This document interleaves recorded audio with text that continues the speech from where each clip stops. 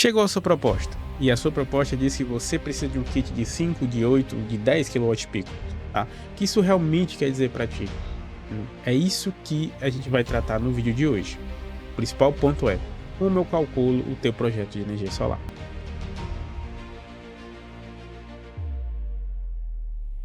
Bem, galera, com essa pequena introdução, né, o objetivo do nosso vídeo é realmente que você saia hoje desse vídeo dizendo, cara, eu consigo dizer quanto eu preciso de energia hoje, tá? Então, nosso foco é necessariamente te apresentar como isso vai acontecer. Esperamos que, e esse é o objetivo do canal, esse é o nosso segundo vídeo, né? Segundo vídeo dessa jornada, tá? É gerar conhecimento e, consequentemente, tomada de decisão, né? Poder de tomada de decisão para o nosso cliente, para o nosso potencial cliente, ou para outros também que acabam vir fechando com outros pares do mercado. Tá? Então a gente precisa que o nosso cliente entenda realmente o que está sendo desenvolvido, para que a gente não caia naquela máxima lá do primeiro vídeo que trouxemos para vocês, que é energia solar não é Uber. Então, todo o processo que a gente traz para vocês é muito importante que o cliente tenha ciência que esse projeto de engenharia, né, engenharia elétrica, vem sendo desenvolvido na sua unidade consumidora ou na sua empresa, onde quer que seja. Dito isso, vou pegar aqui minha colinha, obviamente que eu tenho alguns tópicos, eu não lembro de tudo, tá? Mas o primeiro ponto é, a partir do momento que você entende esse processo, você evita alguns impactos, tá?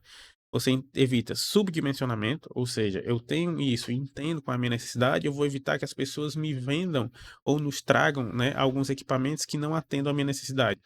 Ou até que atendam, mas que por algumas características do projeto, como sombreamento, algo que também já foi pontuado aqui nesse canal, pode gerar um certo impacto. Então, tenho que ter em mente que aquele impacto gerado por sombreamento tem que ser colocado no dimensionamento do meu projeto, tá bom? Isso é um impacto.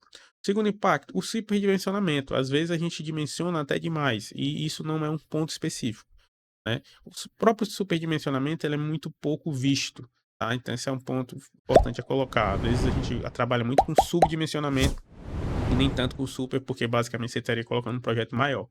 Ele algumas vezes ocorre, né, de forma proposital, quando eu tenho uma demanda de conforto térmico, um exemplo, né, mas eu quero aumentar e expandir a carga. Então, eu vejo uma necessidade futura para que eu possa expandir essa carga, então eu faço um dito superdimensionamento proposital, ou seja, eu sei o que eu estou fazendo, meu cliente sabe o que está fazendo, e eu acabo colocando um inversor de maior potência para que no futuro ele receba mais placas. Isso é um superdimensionamento.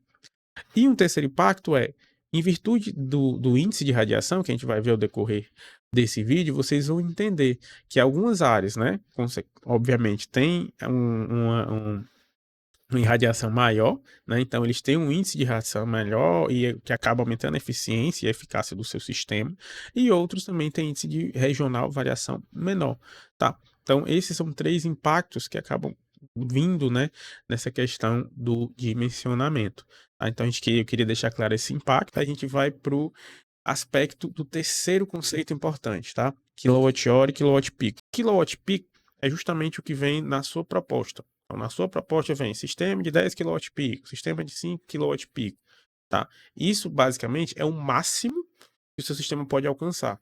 Então, quando eu falo no sistema de 12 kWp, é o máximo de geração que aquele sistema, né, aguentaria, vamos dizer, com aquele tamanho de inversor, com aquele quantitativo de placas, pode até um pouco superior, mas aquele inversor limita até aquele pico, né? Então, por isso quilowatt pico, tá? Então, é o máximo que o inversor consegue.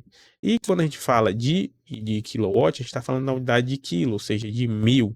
Então, seriam 10.000 watts naquele projeto, beleza? E aí vem o quilowatt-hora, que é, na verdade, realmente o consumo. Então, você tem o consumo, que é originado pela sua residência, pela sua empresa, o que quer que seja, tá? A sua unidade consumidora.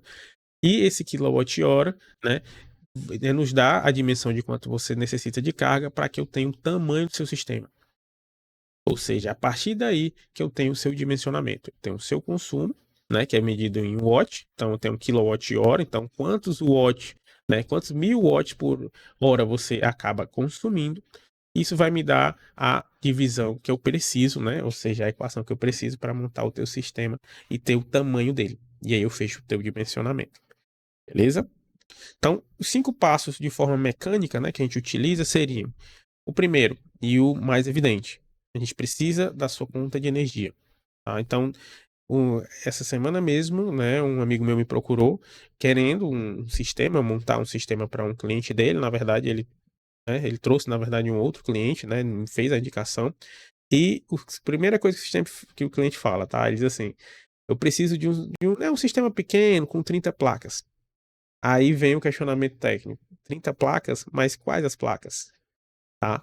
Lembrando que a gente tem bifacial, que a gente já falou, monofásicas, temos diversos tamanhos de placa, tá? Então, quando o cliente chega pelas placas, ele já buscou no mercado, e aí ele traz essa questão não necessariamente da potência, e aí você já tem algumas outras propostas de outros colegas e diz o tamanho que ele viu. São 30 placas. Viu que algum colega colocou 30 placas, ele já diz para fazer esse comparativo na mesma dimensão, para ser 30 placas, tá? E isso, o que eu quero dizer com essa conversa é que isso não quer dizer muita coisa. A gente precisa ter um parâmetro de carga, e esse parâmetro de carga de consumo só se dá com a conta, não necessariamente com o referencial de tamanho de placa ou quantidade de placa.